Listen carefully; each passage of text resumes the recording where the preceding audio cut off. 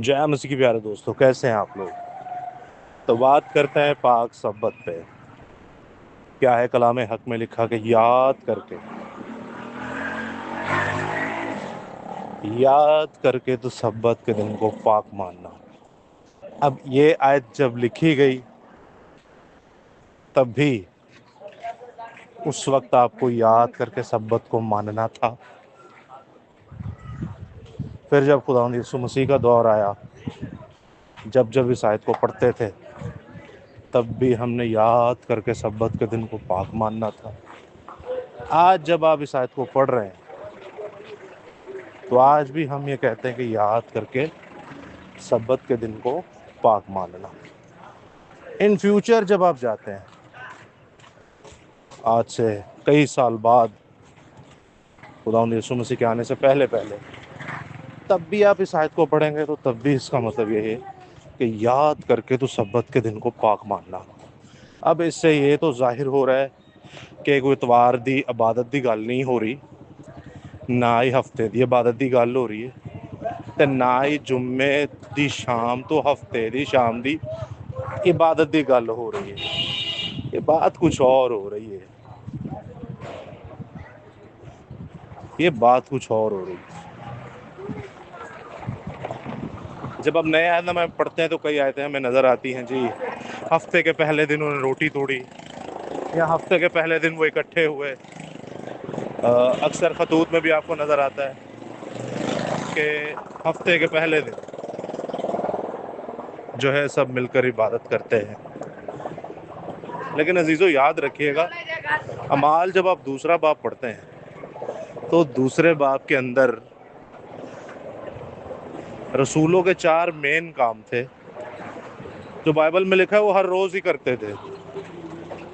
وہ 4 مین کام کیا تھے بلا؟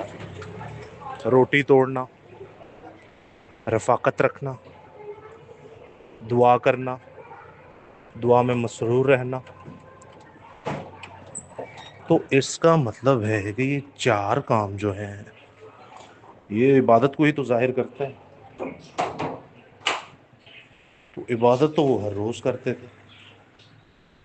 اچھا، پرانے عہد نامے میں چلے جائیں تو وہاں پہ داؤد نبی کہتا ہے شام صبح دوپہرانوں میں فریادہ گزارا، دن میں 7 بار عبادت کر رہے۔ دانیل نبی غلام تھے، دن میں 3 بار عبادت کر رہے ہیں ایک دن میں۔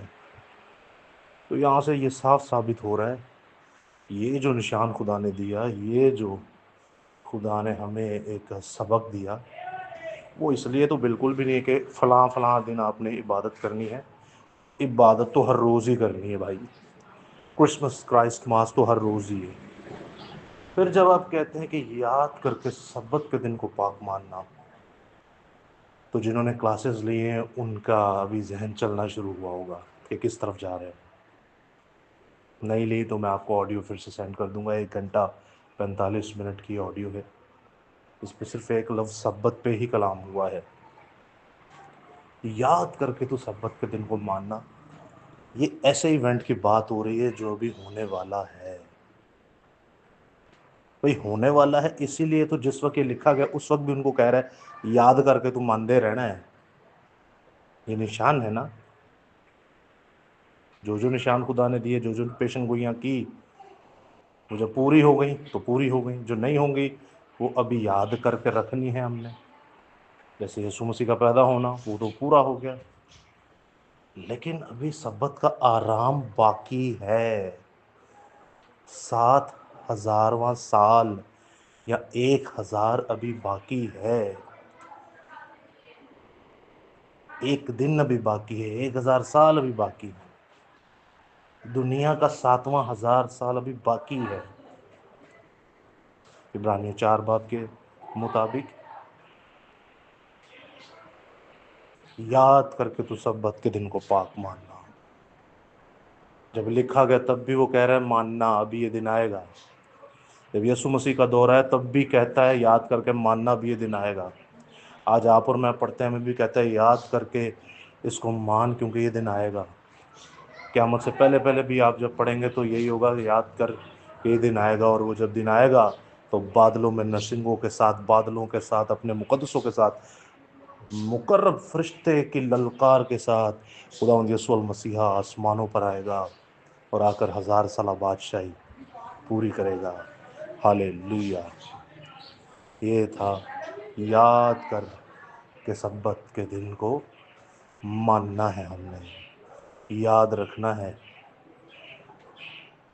آپ نے کبھی سوچا نہیں کہ 19 تک باغی کیا کرتا تھا؟ منادی جو یسوع مسیح کی راہ تیار کر رہا ہے، توبہ کرو کہ آسمان کی بادشاہی نزدیک ہے۔ اور آپ نے کبھی سوچا نہیں خداوند یسوع مسیح 40 دن رات روزے فاقہ کے بعد جب منادی کے لیے منہ کھولتے ہیں، ابھی منادی وہ شروع کرنا ہوئے ہیں، منادی کا پہلا جملہ، پہلا سنٹینس ہی متی 4 باب میں لکھا ہوا ہے کہ توبہ کرو کہ آسمان کی بادشاہی نزدیک ہے۔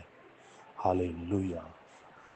مسیح آئے گا، 1000 سالہ بادشاہی کرے گا، سبت منائے گا، اپنے آرام میں داخل ہوگا، کیونکہ سبت کا مالک یسوع المسیح خداوند خدا ہیں، اور وہ سب پر راج کرے گا۔ ہالےلویا۔